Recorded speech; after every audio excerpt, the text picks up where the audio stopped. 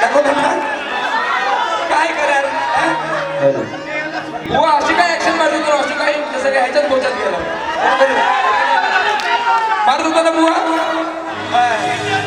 काय मला कधी नाचाय गावात कधी मिळलं नाही तू इकडे आपल्याला सगळं चांगला पटाकन मिळलाय सगळं मुंबईला चांगला हलवून दाखवत होतं आपलं हा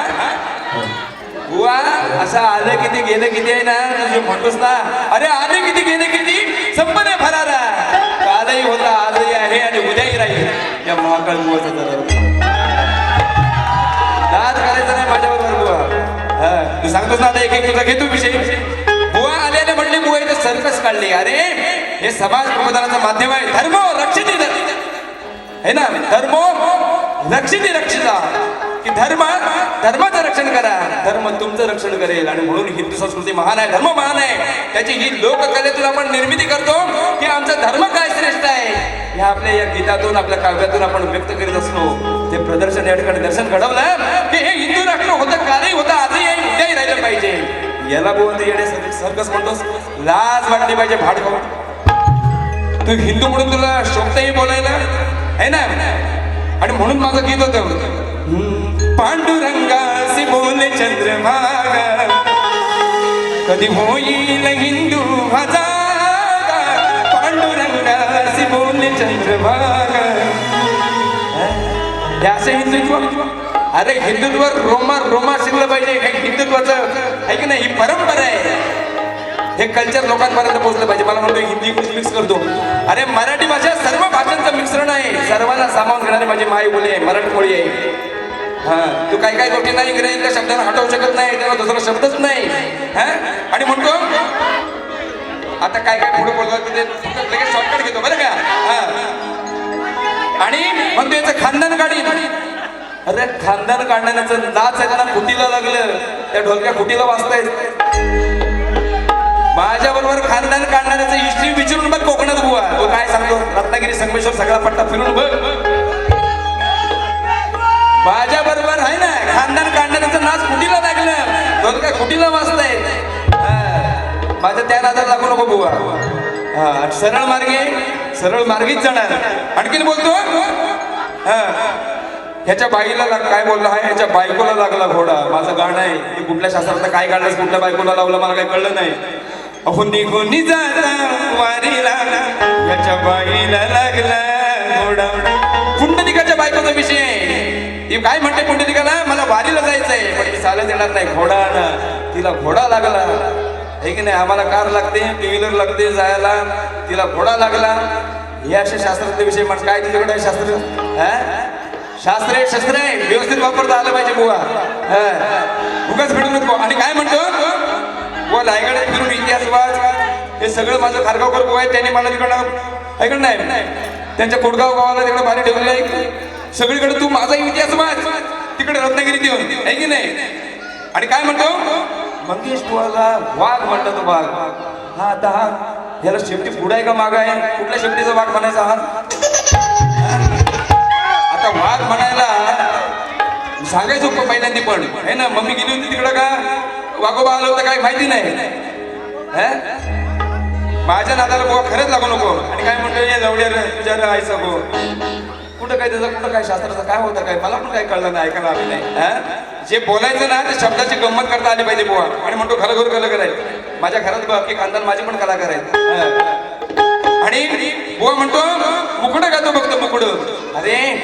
स्त्रीच्या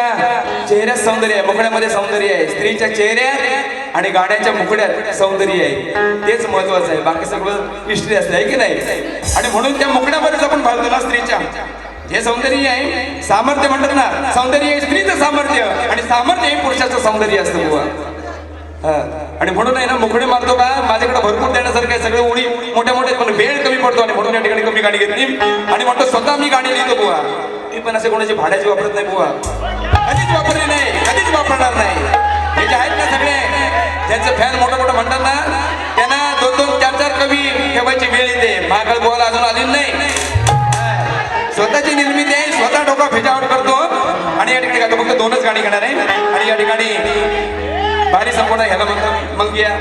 आता मंगे झाला आता हा मंग्या मगाशी म्हटलं तसं मंग्या तर शिदोरी या ठिकाणी सर्व गोकुळवासी सर्व पोरं आहेत ना, गुराशी जायचं, शिदोरी एकत्र करायचे, त्याला काला म्हणतात. आणि हा काल्याचं जेवण खायला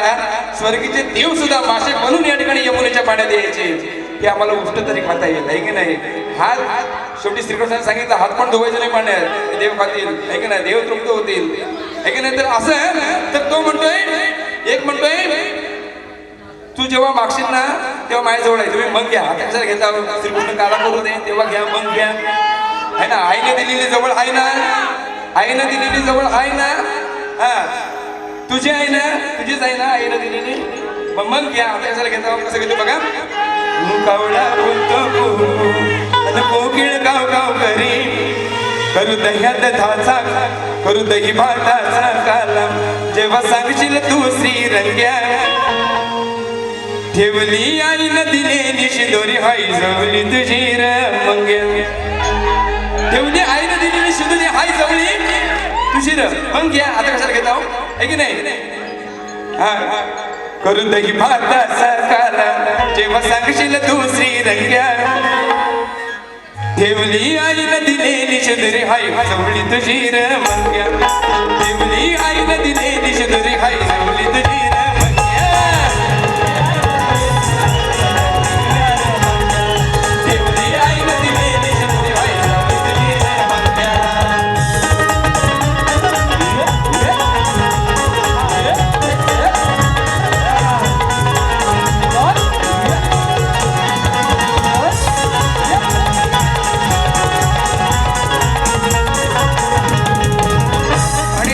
त्याच्यासाठी गाणं खरं मी पदामध्ये घेऊन आलो होतो की ज्या मंगेशाची म्हणजे शंकराची भक्ती करताना रावण ज्यावेळेला भक्ती करतो सगळ्यांना भीती वाटत होती की शंकराने याला चांगलं जर वर दिलं तर आपली सगळी वाट लागायची. तर श्रीहरी याला ही गोष्ट या ठिकाणी गणराय आपल्या पार्वती मातेला सांगतो. ही सगळी करतात की ह्याची भक्ती करायला लागला ना रावण की आपल्या पप्पांची म्हणजे आपल्या म्हणतात ना आपल्या पित्यांची भक्ती करताना पाहिल्यानंतर हे सर्व पितात आहे की नाही काय सांगतोय बघा.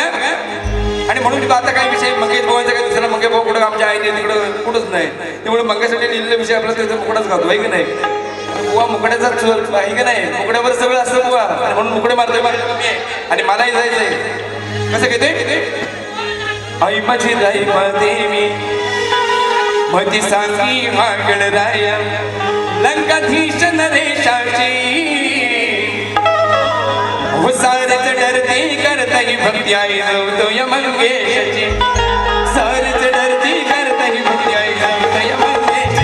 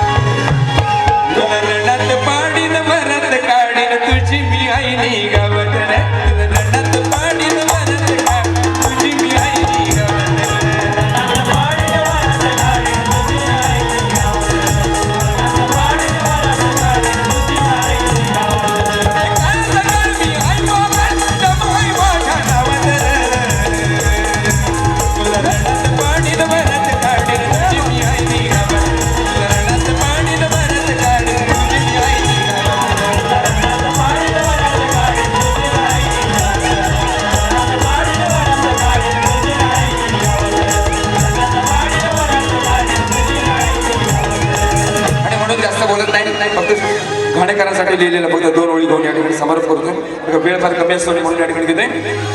विचारी ती सारे स्वर्गेच्या देवेंद्रा विचारी ती सारे